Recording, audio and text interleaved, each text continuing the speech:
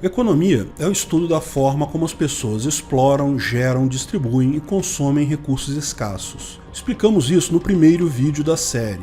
Mas o que são recursos escassos? Bem, recurso escasso é qualquer recurso que exista disponível em uma quantidade inferior à vontade de todas as pessoas de ter aquele recurso. Praticamente qualquer coisa é um recurso escasso porque nós, humanos, quase sempre queremos mais de tudo. Um exemplo de recurso escasso são terrenos de frente para a praia do Leblon. O Leblon, vocês sabem, é um bairro de socialistas ricos no Rio de Janeiro. Tem uma praia de mais ou menos 800 metros, muito bacana, relativamente limpa, bem em frente. Trata-se de alguns dos endereços mais caros do Rio de Janeiro. Muita gente gostaria de morar de frente para o mar no Leblon. Não importa de que forma você veja a coisa, existe um número limitado de pessoas que pode morar ali. Existe muito mais gente que quer morar lá do que esse número limitado pela física. Dois corpos não podem estar no mesmo lugar ao mesmo tempo. E isso determina que, em última análise, sempre existirá escassez. Um exemplo de recurso não escasso é o ar. Nós humanos precisamos de ar para viver, é um fato,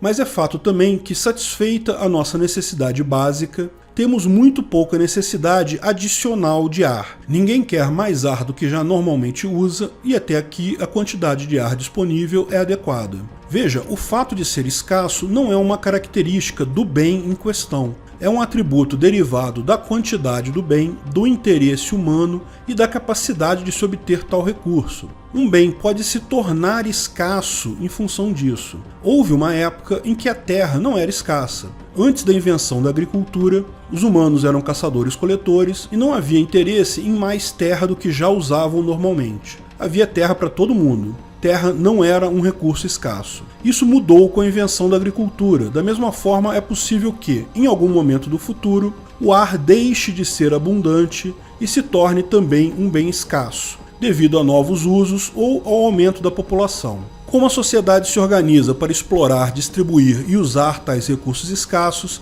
é a grande questão com que lida a economia. Trata-se de uma grande área do conhecimento humano, existem inúmeras questões que são postas, discutidas, algumas com respostas já conhecidas, muitas ainda a estudar. Mas não vamos nos enganar, a maior preocupação de qualquer pessoa é uma só. Antes de continuarmos o vídeo, aproveite para curtir e se inscrever na página. Clique no sininho para ser avisado de novos vídeos. Como ficar rico? Ok, esse título é quase um clickbait, não é mesmo? Isso aqui não é curso Mestres do Capitalismo da Vida, nada de coaching quântico, mas sim vamos tratar do tema geração de riqueza aqui. Apenas o intuito de chamar a atenção mesmo, porque você sabe, a atenção do espectador é um recurso escasso que todos os youtubers buscam, certo? E sim, todo mundo quer mais de recursos escassos. Esse é o conceito de riqueza.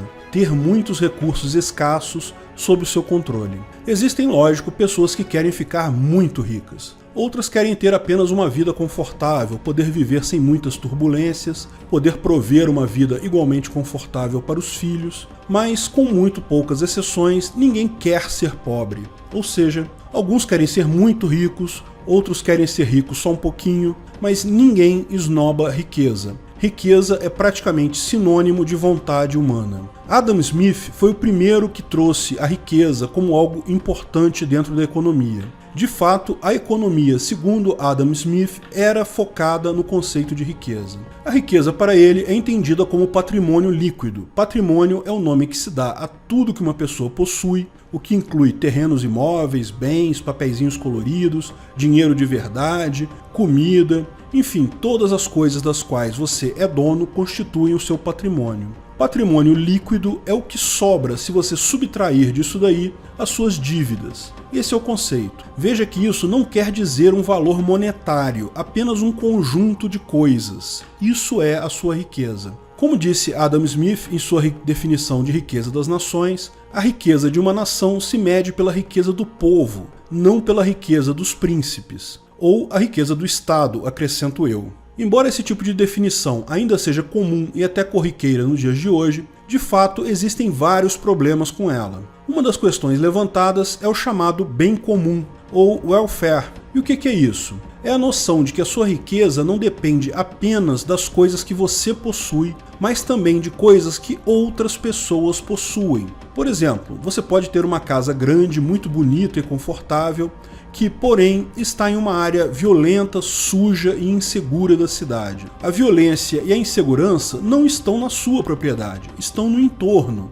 nas propriedades de outras pessoas. Agora, compare isso com você poder ter essa mesma casa, porém em uma área pacífica, arborizada, limpa, onde as propriedades das outras pessoas no entorno são bem cuidadas e seguras. A sua propriedade é exatamente a mesma, mas é lógico que a segunda opção é muito melhor. Até o valor monetário dela vai ser fundamentalmente diferente. No Rio de Janeiro, particularmente, existem situações claras desse tipo. Ruas que têm verdadeiras mansões, mas que, como se tornaram entradas de favela, de fato foram abandonadas ou têm um valor muito baixo. O quão bem você vive não depende apenas da sua propriedade, depende da propriedade de outras pessoas no seu entorno e até, de determinada forma, das propriedades de todas as pessoas do mundo. Essa visão, defendida historicamente por alguns outros economistas clássicos, como Alfred Marshall e Arthur Pigou,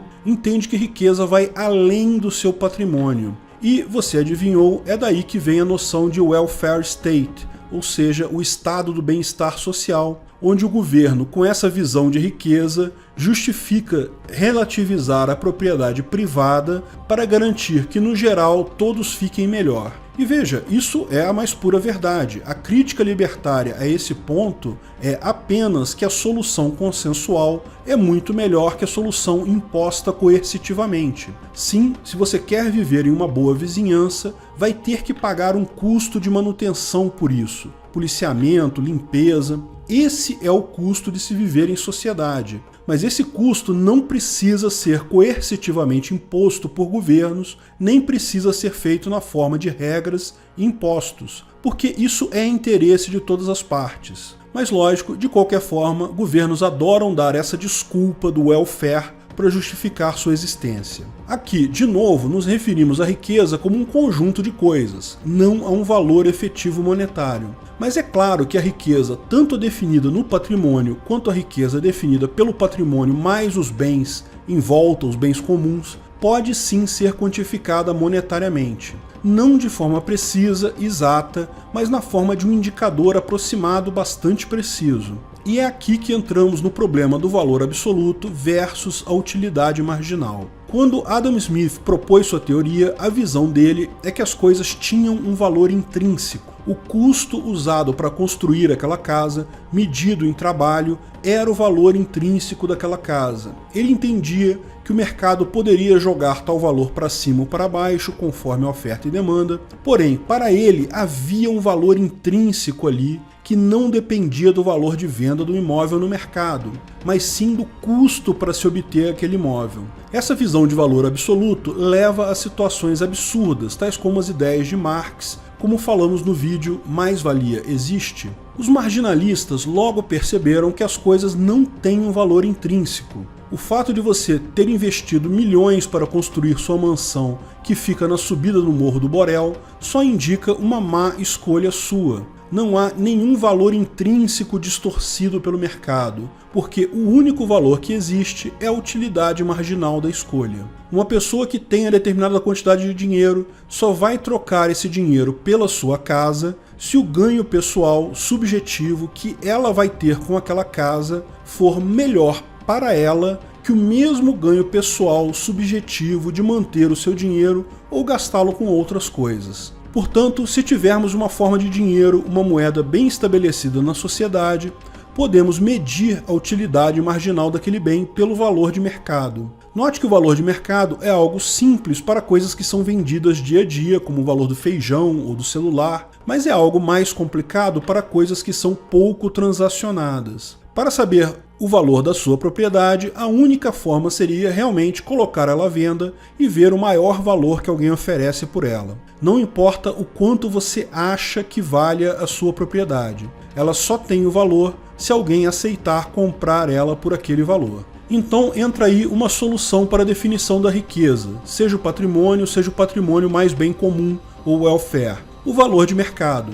Na hora de vender a sua mansão no Jardim Pernambuco do Leblon, o valor será significativamente maior que uma mansão exatamente igual na subida do Morro do Borel. O próprio mercado se encarrega de quantificar o bem comum, quantificar qualquer outro atributo da sua propriedade. No final das contas, você pode definir a sua riqueza como a soma de todo o dinheiro que você conseguiria obter se vendesse tudo o que possui no mercado e pagasse todas as suas dívidas. Mas o fato é que, do ponto de vista econômico, a riqueza em si perde completamente a relevância quando migramos para a utilidade marginal. Ela se torna meramente a consequência do quanto você recebe dos seus pais, mais o somatório de decisões que você toma ao longo da sua vida. Mesmo que você comece do zero, se tomar boas decisões ao longo da sua vida, pode juntar algum patrimônio. Se, mais do que isso, for capaz de tomar ótimas decisões com grande frequência, pode acabar rico. Eis a resposta para a pergunta do vídeo. Minha visão é que tomar ótimas decisões ao longo de toda a vida e acabar milionário é algo que depende muito mais da sorte, de estar no lugar certo, na hora certa, do que de algum tipo de capacidade pessoal. Mas eu acredito que é muito importante buscarmos tomar boas decisões. Isso é algo mais dentro da capacidade humana. De fato, basta não fazer merda. Tomando boas decisões, mesmo que isso não signifique ficar milionário, você pode chegar sim a uma vida confortável, e isso já é bastante razoável. Tomar decisões erradas é inevitável. Uma vez ou outra na vida você vai fazer merda. Mas se você aprender com seu erro, não repetir esse erro, já terá uma grande vantagem. Quem não aprende com o próprio erro está fadado à miséria. Quem aprende com os próprios erros pode se sair bem melhor, mas o ideal mesmo é ser capaz de aprender com os erros dos outros. Assim você sequer tem o custo de ter errado e ainda ganha aquela lição de graça. Basta ser um bom observador. Com isso, o foco da economia mudou do estudo da riqueza, conforme Adam Smith definia no início da coisa, para o estudo das escolhas das pessoas e como a sociedade, através dessas escolhas, aloca seus recursos escassos, que é a visão que temos hoje. E como uma decisão, uma escolha pode gerar riqueza? Será que quando eu compro alguma coisa, não existe apenas uma troca? Por exemplo, quando eu vou numa concessionária e lá tem um carro que custa, digamos, 25 mil reais. E eu tenho 25 mil reais na minha conta. Eu tomo a decisão de comprar o carro. Isso significa que eu agora tenho um carro de 25 mil reais e a concessionária tem os meus 25 mil reais. Nenhuma riqueza foi criada aqui, né? Ninguém ficou mais rico, correto? Errado. Ninguém compra algo porque acha que tal coisa vale exatamente o que deu em dinheiro. Você só compra algo porque acha que aquela coisa vale mais para você do que o dinheiro que você tem. Da mesma forma, a concessionária não vende o carro porque acha que ele vale exatamente o mesmo dinheiro que ela vai receber. Não, para ela o carro vale menos que o dinheiro que ela vai receber. Dessa forma, no momento que vocês fizeram a troca, ambos acabaram com maior valor. Riqueza foi criada numa simples troca. Lógico, algumas decisões são erradas. Você pode comprar algo que não vale o que imaginava. Pode investir seu dinheiro em algo que não dá o retorno esperado. Sim, decisões erradas existem e elas destroem riqueza. Mas a intenção das pessoas sempre vai no sentido de aumentar o valor. E é isso que acontece na maior parte das vezes. Adicionalmente, algumas vezes pessoas compram coisas que as ajudam a ganhar mais riqueza ainda. Você pode comprar um carro que vai agregar valor para você, simplesmente te dar mais conforto no seu deslocamento. Isso já é criação de riqueza. Mas pode ser que você compre um carro para prestar serviço de Uber, por exemplo. Situação em que você está gerando riqueza não apenas no momento da compra, mas ao longo de inúmeras interações adicionais que você vai ter com seus clientes ao longo de um tempo significativo. Aquele bem virou um fator de produção. Ter riqueza gera mais riqueza. Lógico, você ainda pode tomar decisões ruins, comprar itens de luxo que não vão gerar nenhum valor adicional e ainda, talvez, no final, não te tragam a satisfação que você imaginou que teriam no momento da compra. Nesse caso, sim, valor foi perdido. Portanto, quanto mais boas decisões você tomar, você não apenas melhora a sua situação, como melhora a quantidade total de riqueza no mundo. Cada vez que alguém faz comércio, o mundo todo ganha. Além disso, o conceito de divisão de trabalho é extremamente importante para a geração de riqueza. O ser humano é muito mais produtivo quando se especializa em uma coisa só, uma profissão, uma tarefa apenas. Se você precisasse produzir toda a comida que você consome, isso seria extremamente trabalhoso. Na verdade, mesmo coisas triviais como um lápis seriam simplesmente impossíveis de produzir se uma única pessoa fizesse todas as etapas da produção. Mas como existem pessoas especializadas em cortar madeira, outras em minerar grafite, e assim vai, dessa forma podemos comprar um lápis em troca de um pouco de trabalho nosso na profissão que nós escolhemos. Vocês certamente já viram o vídeo do Milton Friedman, certo? Dessa forma, sempre que uma decisão separa o trabalho, dividindo uma tarefa em tarefas menores, isso gera riqueza. Pessoas trabalhando em uma tarefa mais especializada conseguem produzir mais, gerando riqueza para todos. E é importante ver que, ao contrário do que muitos socialistas, comunistas e invejosos em geral acham,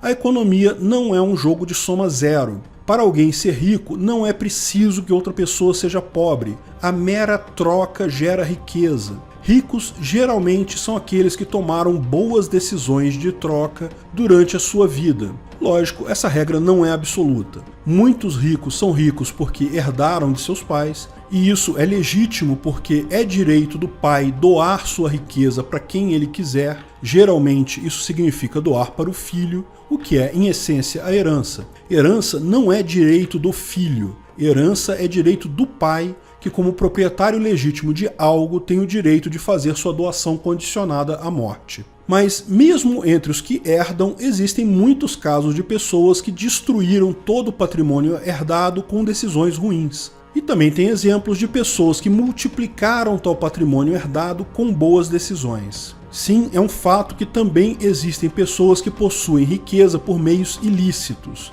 Ladrões, sequestradores, estelionatários, políticos, amigos de políticos, todos esses se enquadram nessa categoria. Obtiveram riqueza à custa de outros usando violência. Como a propriedade dessas pessoas é uma propriedade ilegítima, também o é a propriedade de seus herdeiros. Mas é muito importante notar que não se pode aplicar a regra geral de que, se você é rico, é porque roubou. Não existe isso. É perfeitamente possível ser rico, milionário, apenas com boas decisões legítimas. A economia é clara nisso. Aqueles que são ricos podem até ter roubado e, se houver evidências disso, isso pode ser levado a um tribunal privado sempre. Mas lembre-se, isso não é a regra, isso é a exceção, facilmente identificável pela relação próxima com a maior quadrilha criminosa que existe, o governo.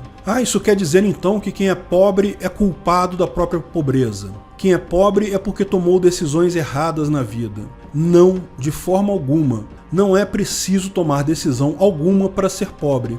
Pobreza é a condição original do homem. Ninguém tem direito a riqueza nenhuma apenas por existir. Ao nascer, todos somos pobres, pequenos macacos pelados, chorões e cagões, que não possuem absolutamente nada além de um pequeno corpo que, sem a ajuda de outros, sequer sobrevive. Felizmente, para quase todos nós, nossos pais e familiares cuidam de nós por caridade, até a idade que podemos começar a tomar nossas próprias decisões. Aqueles que têm pais ricos podem ter mais conforto material inicial.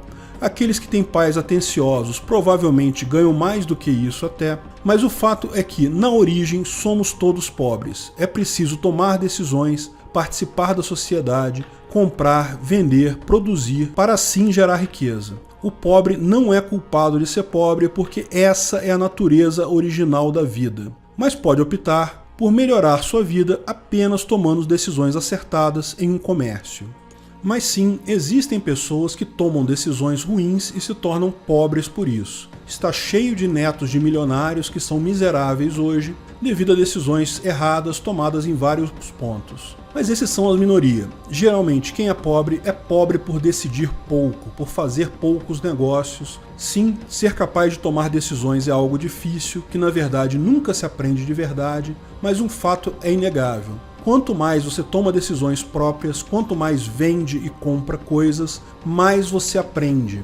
Invariavelmente, algumas das decisões que você vai tomar serão decisões ruins, mas é nessas que se aprende e ao longo do tempo se melhora na tomada de decisões. Lógico, existem também diversas coisas que influenciam pessoas a tomar determinadas decisões. Seria irreal achar que podemos sempre tomar boas decisões com base apenas em nossos poderes dedutivos e indutivos sobre valores marginais de produtos. Sim, a psicologia é importante na hora da escolha. Alguns socialistas falam até em fetiche da mercadoria.